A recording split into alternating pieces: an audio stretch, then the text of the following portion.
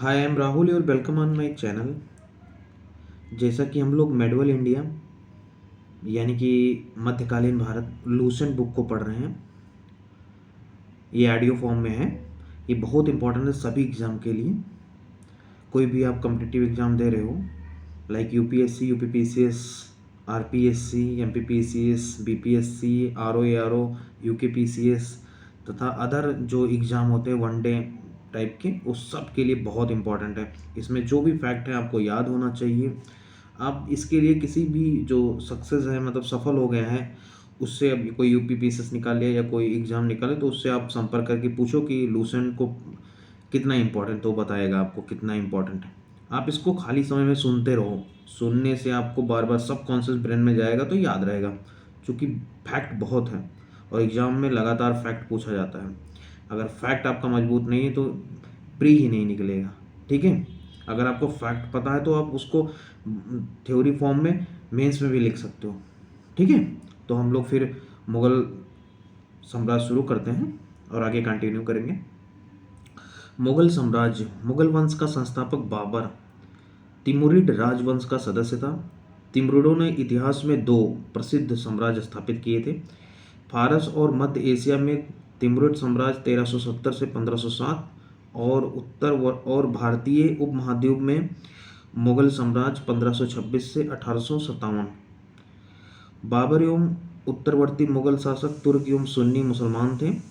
बाबर ने मुगल वंश की स्थापना के साथ ही पद पादशाही की स्थापना की, जिसके तहत शासक को बादशाह कहा जाता था।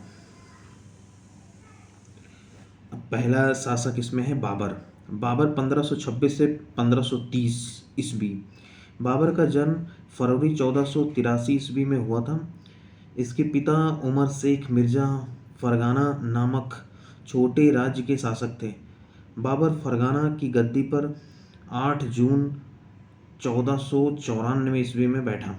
बाबर ने 1507 ईस्वी में बादशाह की उपाधि धारण की, जिसे अब तक किसी तैमूर शासक ने धारण नहीं की थी। बाबर के 4 पुत्र थे, हुमायूं, कामरान, अस्करी एवं हिंदाल। बाबर ने भारत पर 5 बार आक्रमण किया। बाबर का भारत के विरुद्ध किया गया प्रथम अभियान 1519 ईस्वी यूसुफ जई जाति के विरुद्ध था। इस अभियान में बाबर ने बाजौर और भेरा को अपने अधिकार में कर लिया। पानीपत के प्रथम युद्ध में बाबर ने पहली बार तुगलमा युद्ध नीति एवं तोपखाने का प्रयोग किया था, तो याद रखना ये फैक्ट। ठीक है, उस्ताद अली एवं मुस्तफ़ा बाबर के 2 प्रसिद्ध निशानेबाज थे, जिसने पानीपत के प्रथम युद्ध में भाग लिया था। बाबर द्वारा लड़े गए प्रमुख युद्ध ब्रैकेट में पानीपत का युद्ध 21 अप्रैल 1526 इब्राहिम लोदी एवं बाबर, बाबर विजयी। खानवा का युद्ध 17 मार्च 1527 राणा सांगा एवं बाबर, बाबर विजयी।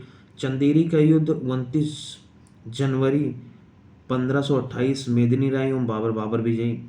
घाघरा का युद्ध 6 मई 1529 अफगानों एवं बाबर, बाबर विजयी। अब ये 4 युद्ध बहुत एग्जाम में पूछे जाते हैं, तो इसको याद रखना PKCG।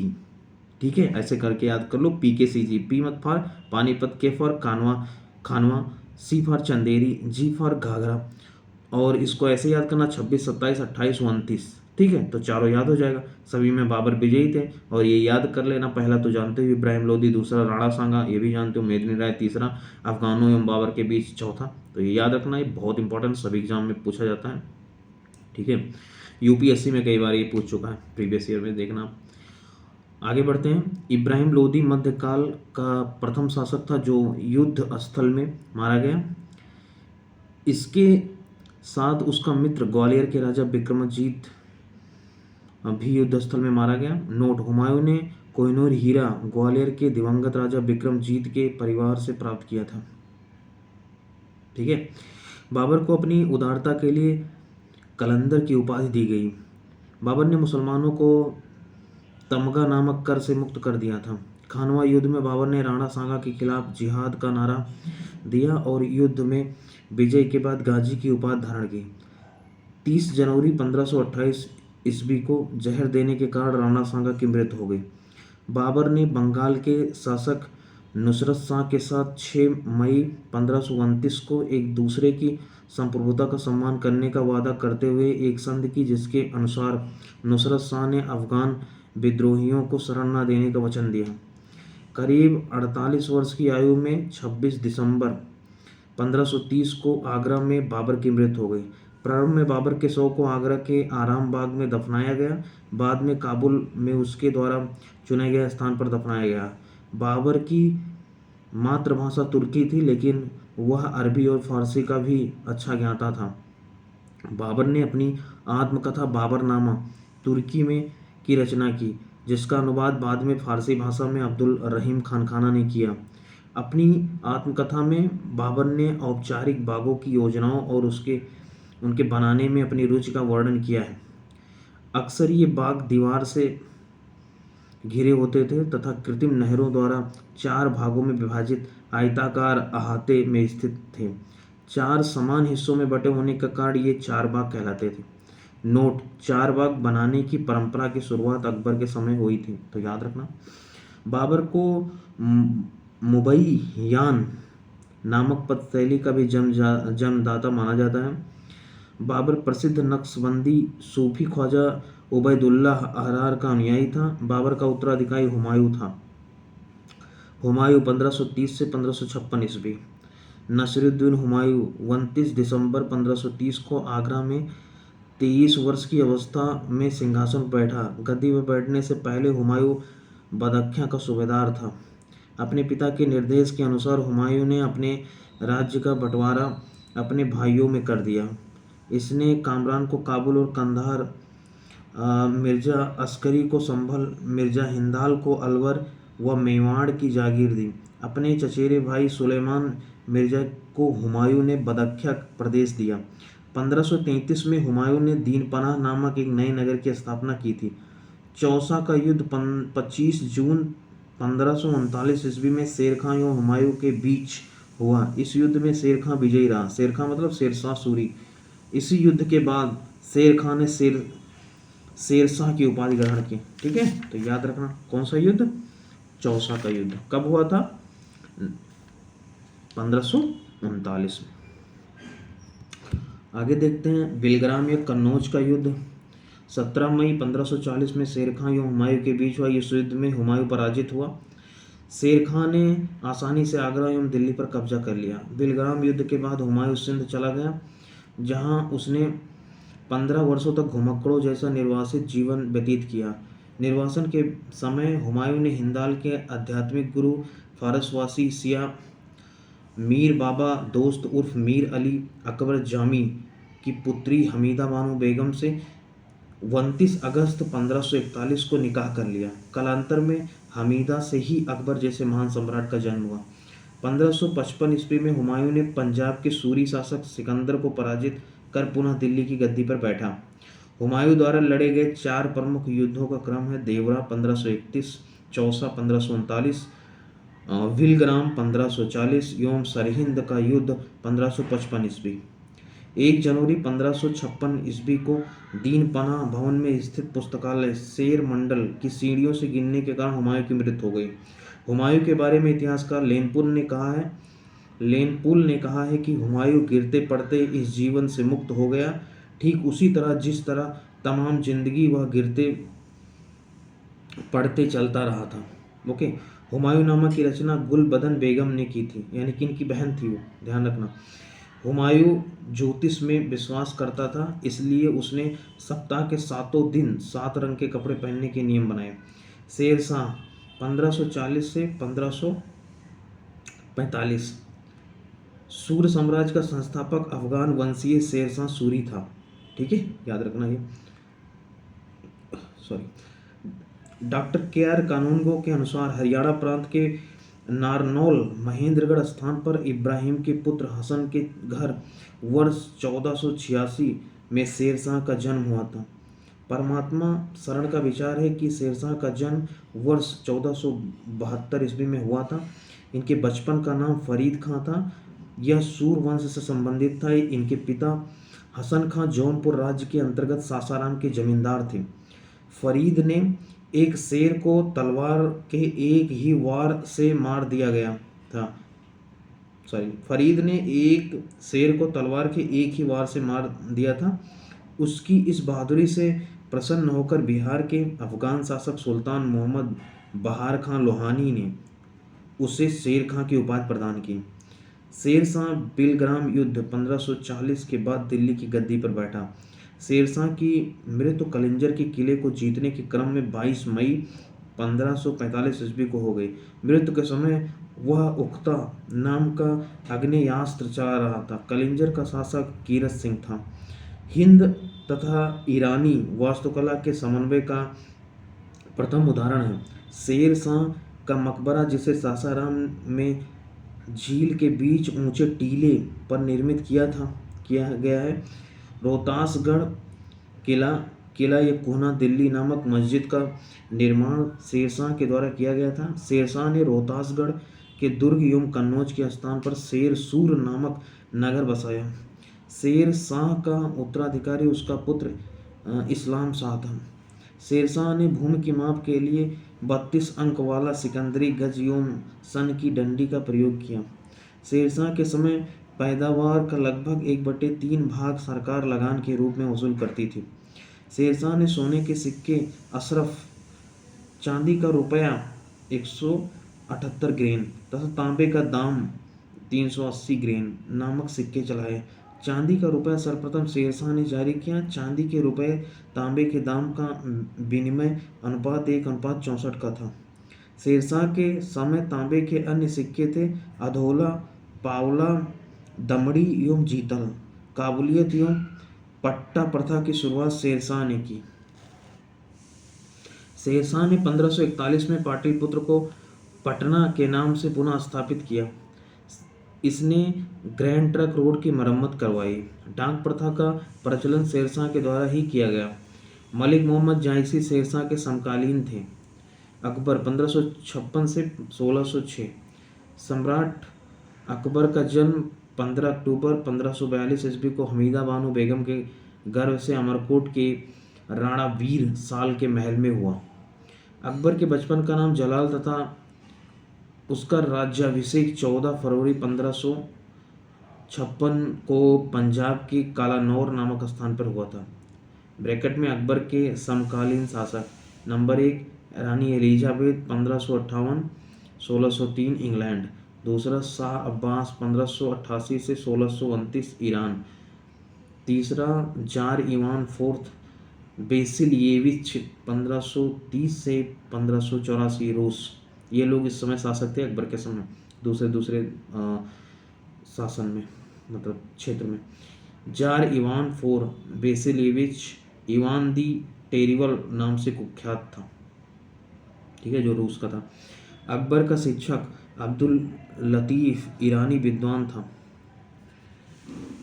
वह जलालुद्दीन मोहम्मद अकबर बादशाही गाजी की उपाधि से राज सिंहासन पर बैठा।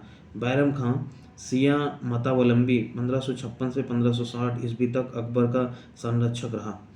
वह बदख्या का निवासी था। उसे प्यार से खानी बाबा कहा जाता था। पानीपत की दूसरी लड़ाई 5 नवंबर 1556 को अकबर और हेमू के बीच हुई थी। इस युद्ध में अकबर की विजय हुई थी। 31 जनवरी 1561 को मक्का की तीर्थ यात्रा के दौरान पाटन नामक स्थान पर मुबारक खां नामक युवक ने बैरम खां की हत्या कर दी। मई 1562 में अकबर ने हरमदल से अपने को पूर्णतः मुक्त कर लिया। हल्दी घाटी का युद्ध 18 जून 1576 ईस्वी को मेवाड़ के शासक महाराणा प्रताप एवं अकबर के बीच हुआ। इस युद्ध में अकबर विजयी हुआ। इस युद्ध में मुगल सेना का नेतृत्व मान सिंह एवं आसफ खां ने किया। अकबर का सेनापति मान सिंह था। हल्दी घाटी युद्ध के समय कुंभलगढ़ राणा प्रताप का राजधानी थी। राणा की ओर से इस युद्ध में हाकिम खां सूर के नेतृत्व में एक अफगान फौजी टुकड़ी एवं भीलों की एक छोटी सी सेना ने भाग लिया था।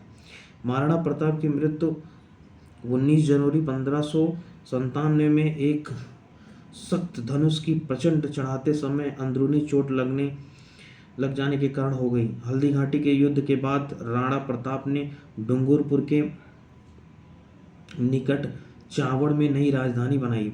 महाराणा प्रताप के घोड़े का नाम चेतक एवं हाथी का नाम राम प्रसाद था। दीन ए इलाही धर्म का प्रधान पुरोहित अकबर था।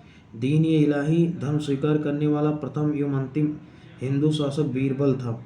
महेश दास नामक ब्राह्मण को राजा बीरबल की पदवी दी गई थी, जो हमेशा अकबर के साथ रहता था।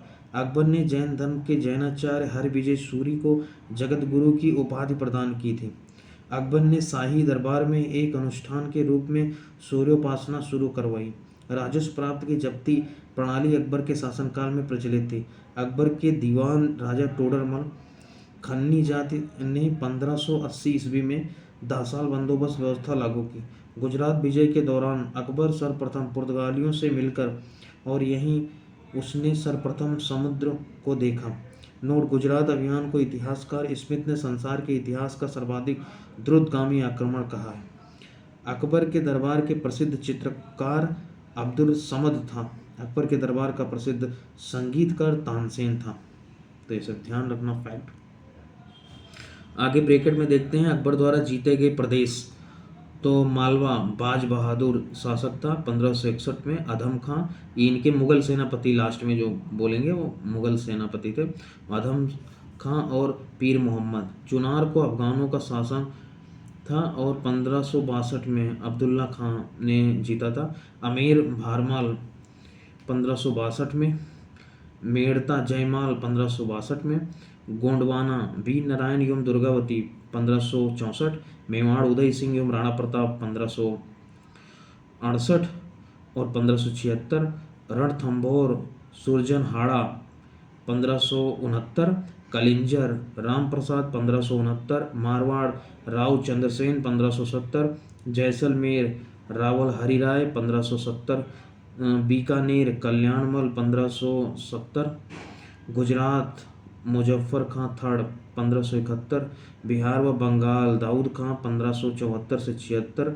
काबुल हाकिम मिर्जा 1581। कश्मीर यूसुफ याकूब खां 1586। उड़ीसा निसार खां 1592। सिंध जानी बेग 1593। बलूचिस्तान पत्नी अफगान 1595। कंधार मुजफ्फर हुसैन 1595। शाहबेग।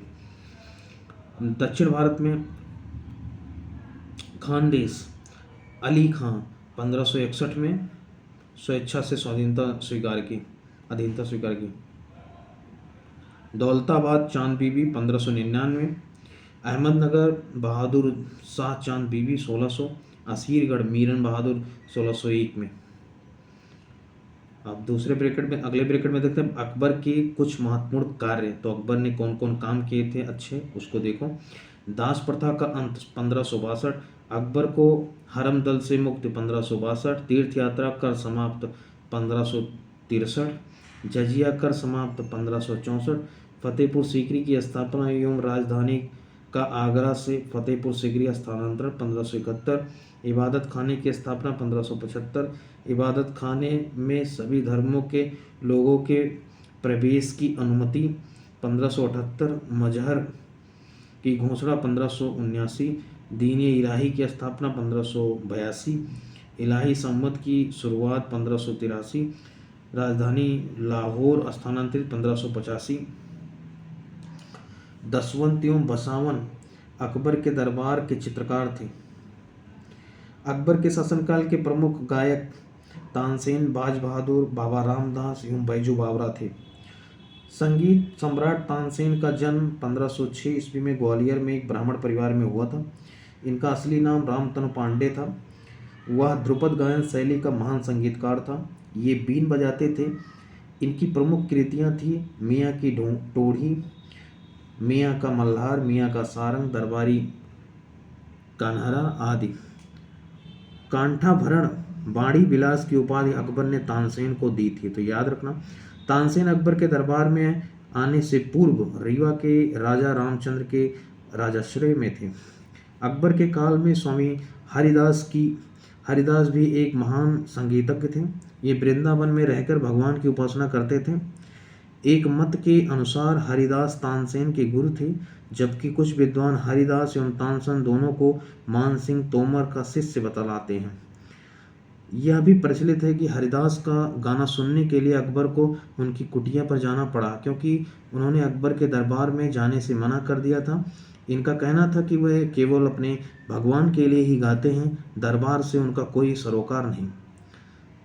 दास्तान अमीर हमजा हमजा नामा प्रसिद्ध अरबी महाकाव्य के नाम से भी प्रसिद्ध है। यह मुगल चित्रशाला को सबसे पहले अत्यंत महत्वपूर्ण कृति है। इसमें हजरत मोहम्मद साहब के चाचा अमीर हमजा के वीरता कारनामों का चित्रण संग्रह है। इस पांडुलिपि का चित्रण मीर सैयद अली पर्यवेक्षक और अब्दुल समद के नेतृत्व में ग्वालियर, गुजरात, लाहौर, कश्मीर तथा मालवा आदि से बुलाए गए लगभग 100 चित्रकारों के एक समूह ने किया। हजमानामा को चित्रित करने का कार्य हुमायूं के काल में प्रारंभ हुआ और अकबर के काल में पूर्ण हुआ। इस कार्य को पूरा करने में 15 वर्ष लगे। इसे अंतिम रूप से चित्रित करने का कार्य अब्दुल समद ने किया। इसके चित्र को चित्रपट कहा गया। अकबर की शासन प्रणाली की मुख्य विशेषता मनसबदारी प्रथा थी।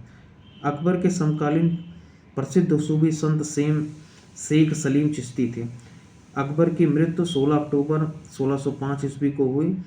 इसे आगरा के निकट सिकंदरा में दफनाया गया। स्थापत्य के क्षेत्र में अकबर की महत्वपूर्ण कृतियां हैं। दिल्ली में हुमायूं का मकबरा, आगरा का लाल किला, फतेहपुर सिकरी में शाही महल, दीवाने खास, पंचमहल, बुलंद दरवाज़ा, जोधाबाई का महल, इबादत खाना, इलाहाबाद का किला और लाहौर का किला।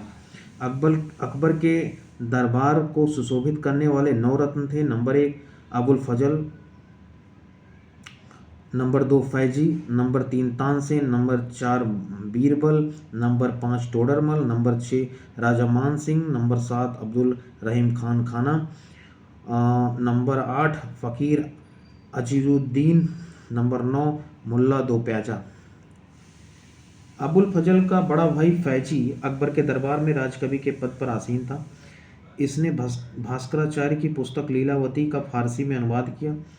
इसे फारसी महाकाव्य का मास्टर माना जाता था। अबुल फजल ने अकबरनामा ग्रंथ की रचना की। वह दीन इलाही धर्म का मुख्य पुरोहित था। अकबर ने भगवान दास आमेर के राजा भारमल के पुत्र को अमीर उल उमरा की उपाधि दी। यूसुफ जाइयों के विद्रोह को दबाने के दौरान बीरबल की हत्या हो गई। 1602 ईस्वी में सलीम जहांगीर के निर्देश पर दक्षिण से आगरा की ओर आ रहे अबुल फजल को रास्ते में वीर सिंह बुंदेला नामक सरदार ने हत्या कर दी। मुगल सम्राट अकबर ने अनुवाद विभाग की स्थापना की। नकीब खां, अबुल कादिर बदायूनी तथा शेख सुल्तान ने रामायण एवं महाभारत का फारसी अनुवाद किया। वह महाभारत का नाम रज्मनामा, युद्धों की पुस्तक। तो ध्यान रखना, महाभारत का क्या नाम से फारसी में अनुवाद किया? रज्मनामा। पंचतंत्र का फारसी में अनुवाद अबुल फजल ने अनवर सादात नाम से तथा मौलाना हुसैन फैज ने यार ये दानिश नाम से किया। हाजी इब्राहिम सरहदी ने अथर्ववेद का, मुल्ला मोहम्मद ने राज तरंगिणी का, अब्दुल रहीम खान खाना ने तुजु की बाबरी का तथा फैजी ने लीलावती का फारसी में अनुवाद किया।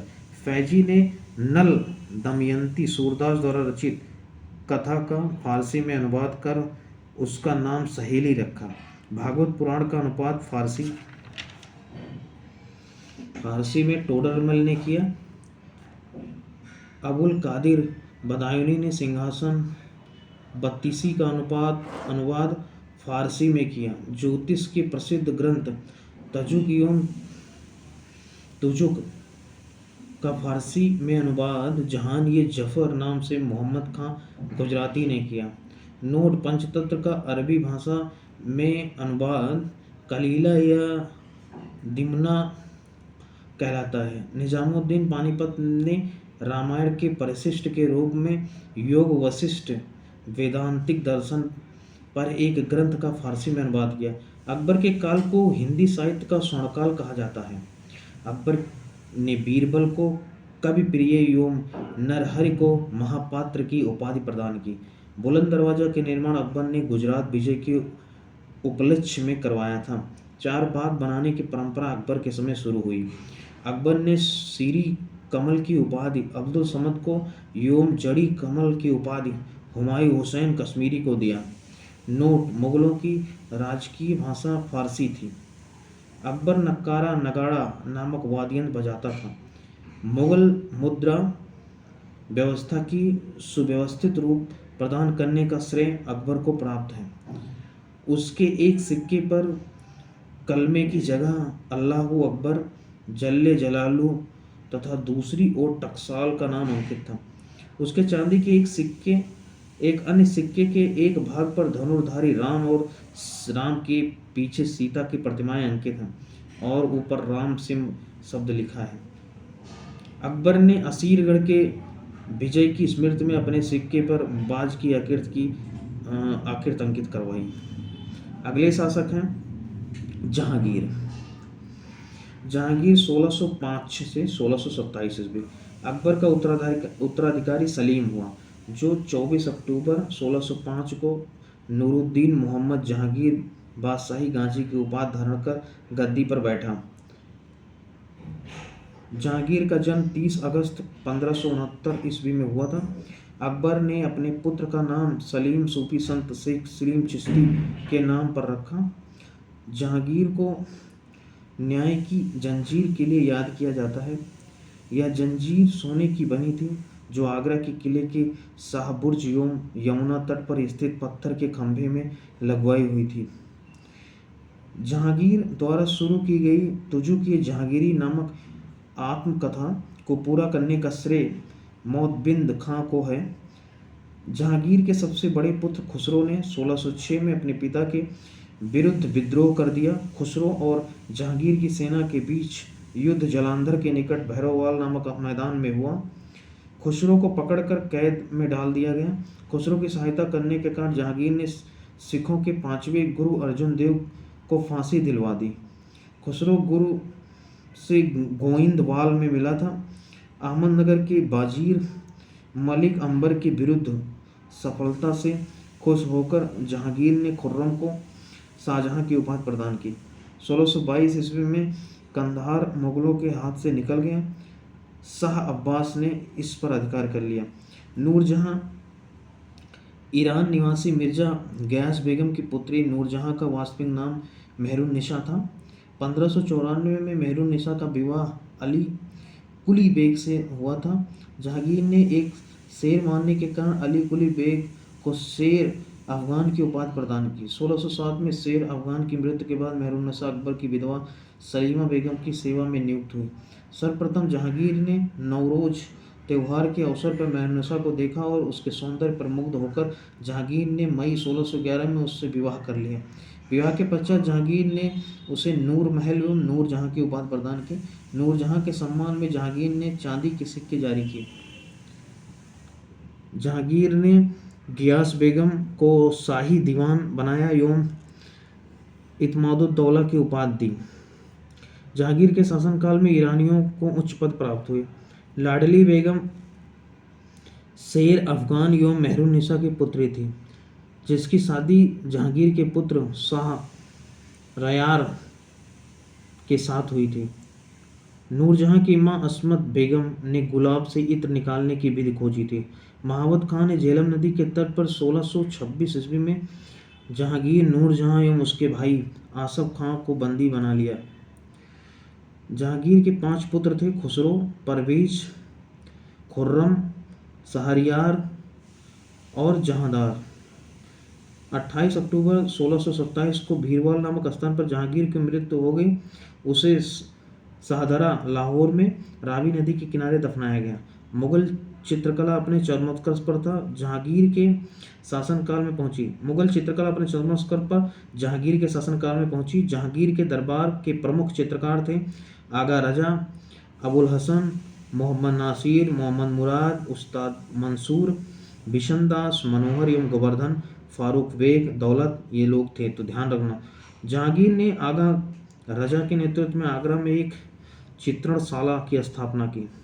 नोट: मुगल शासकों में सर्वप्रथम जहांगीर ने ही राजा की आकृति युक्त सिक्के जारी किए। इसके समय निसार चांदी का सिक्का था जो रुपए के चौथाई के बराबर होता था। उस्ताद मंसूर एवं अबुल हसन को जहांगीर ने क्रमशः नादिर अल उस एवं नदिरुल उज्जमा की उपाधि प्रदान की।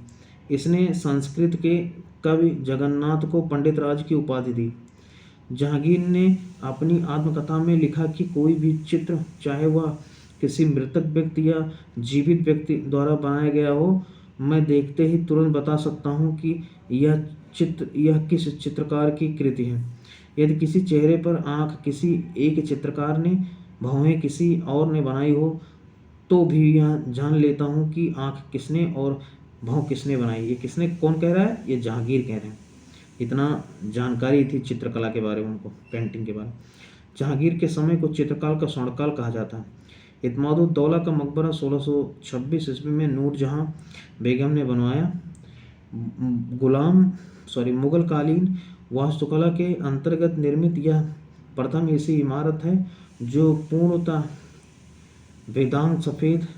रूप से बेदाग सफ़ेद संगमरमर से निर्मित है। सर्वप्रथम इसी इमारत में पित्रादुरा नामक जड़ाऊ का काम किया गया। तो याद रखना किसमें हुआ था? इमादुद्दौला के मकबरा में पित्रादुरा शुरुआत हुई थी, याद रखना।